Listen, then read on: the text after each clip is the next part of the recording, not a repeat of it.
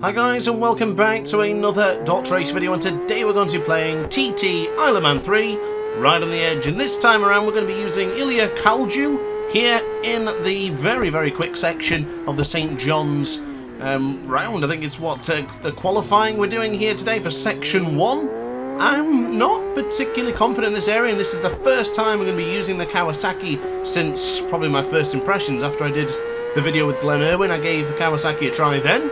But since then, I haven't touched it, so shout out to O'Neill Black. This was a recommendation from him, and we are using Kalju on his behalf.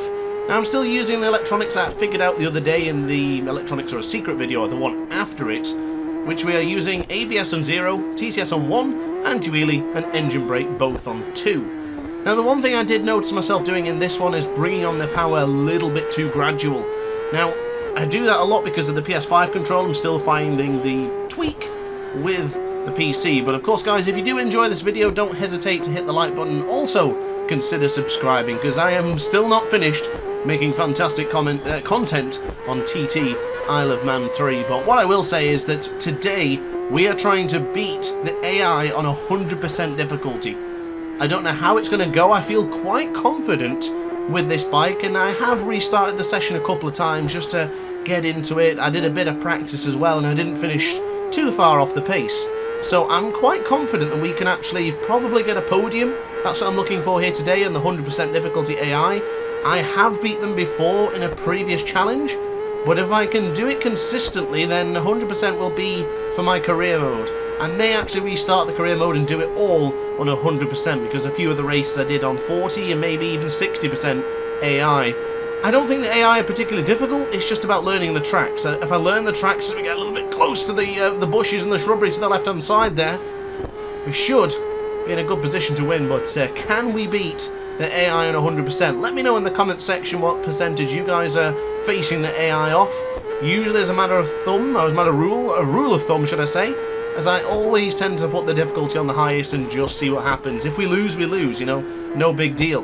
Just got to keep on pushing and getting better all the time. As long as the content's interesting, that's all that matters to me. But we're going to charge down now into this fast and twisty section. Got to be very careful of not going too wide there and touching the curb.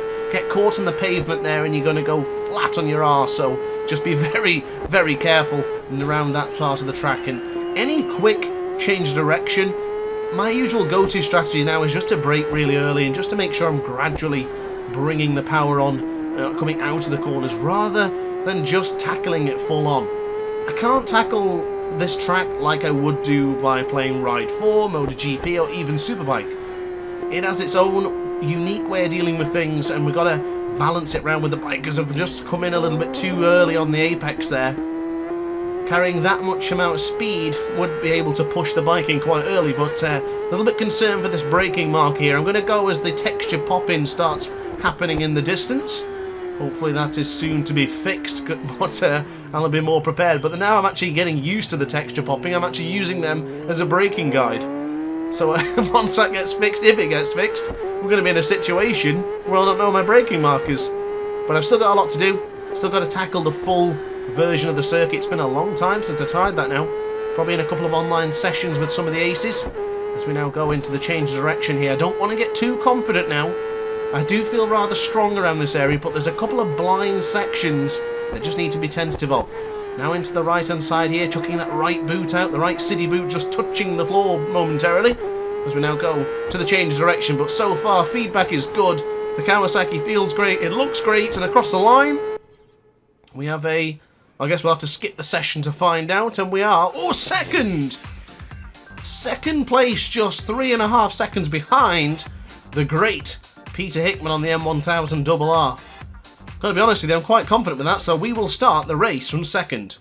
So still here in St. John's, section 1. We'll be waiting for the dude in shades to let Peter Hickman go in this interval start. We wait for Hickman to go. There he goes. See you later, Hickey. I don't think I'll be seeing him again. He's out like a shot. But hands on the shoulder. Pull in the clutch. And hopefully we can get a good start here. Wait for the lights to go down. And away we go. Oh, it's a good start. That's a good launch. It's not often you get a good launch here in TT3. But I'll snatch it off your hands. But what we must remember now is that we are starting closer towards this braking marker. So I don't want to be going in as hot as I was doing on the previous exchange while I got close to that wall.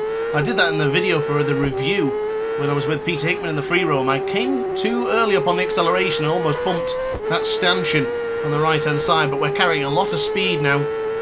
Going into the difficult left hand. I don't want to be going in too hot here, because you go hot there and you will touch the...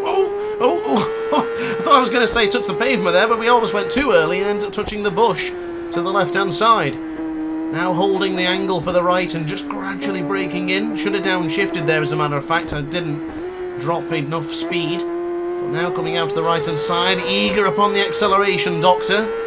I don't want to be spinning up the rear. And it looks like Peter Hickman's actually made a mistake. I don't know what's happened to him, but he must have gone down somewhere, because his arrow is right ahead of us.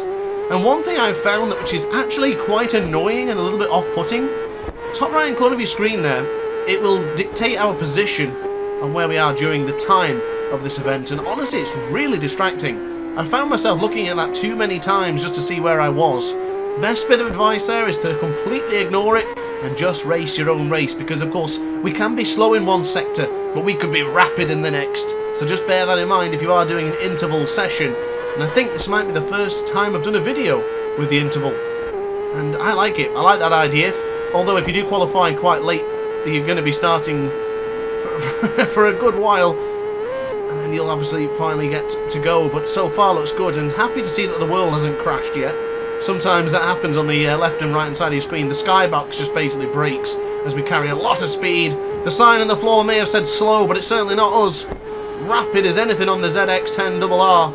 As we now go to the right hand side. Look at our position now. And I did say don't look at it, but watching the video it's quite okay. We're up in the podium positions for Kalju. The Dutchman is looking good here in St John's section 1. Now into the change direction. Very calm, very graceful with the change direction. We're up into the top spot, and we are quickly gaining speed on Peter Hickman. And now to the left hand side. He scores it up. He scores up. Oh, Jesus! Oh no! Oh goodness me! Hearts in mouths. Hearts in mouths again, ladies and gentlemen. Oh my goodness! Peter Hickman went down. I followed him in. I touched the pavement. How did we stay on? Unbelievable! As we that little drop going into the Barragarrow. Goodness me! You just drop into it, and I can imagine you really feel that in your stomach. But whoa! Goodness me! That caught me off guard. That. Sorry, ladies and gentlemen. Still a bit on edge here as we try not to go too tight to the apex here for the first of the double left-handers. And now, of course, we have the big long straight to position ourselves for a very, very firm braking marker. Keep pushing, keep pushing. Use the blue lines on the left-hand side there on those telephone poles. Or it might actually be lampposts, my apologies. So we're now going to the left-hand side, very calm upon the acceleration. We were in first position. Unfortunately, I didn't finish my sentence quick enough. Second position now. Certainly won't be to Peter Hickman, who's had a bit of a nightmare in this session, but change direction there. Don't forget to subscribe, ladies and gentlemen, because this is one of the last opportunities, unless you save it to the end of the video. And of course, guys, don't forget, if you are a DrAce pit crew member, your name will show up at the end of the video. A little new thing I've been doing, so a big thank you to everyone who's subscribed to the membership as well. Elbow almost touching the left-hand side of the wall there. And we actually got 7/10 of a second penalty for that. Is that going to cost us across the line? It is. A pretty stellar lap, if I do say so myself. And we have won against 100% difficulty AI. 3-minute 59.133. The only man in the sub 4 minutes. Kawasaki, Suzuki and Yamaha are your top 3. Our max speed was significantly lower, but the average speed, that's where it mattered the most. So guys, I hope you enjoyed that one. If you did, let me know in the comments section down below. If you have any more suggestions or requests, also let me know in the comments. And that's going to be it from me, so thanks for watching as always. Like, comment and subscribe. Consider becoming a member of the DrAce pit crew. And I'll see you in tomorrow's video. Ciao for now. Oh hi, didn't quite see you there. Good to see you still here. If this video didn't quite sate your appetite, then why not watch some more DrAce content by clicking the video shown on screen now. Furthermore, if you would like to follow me on social media, you can do so now with the links down in the description. Consider subscribing so you don't miss a single DrAce video.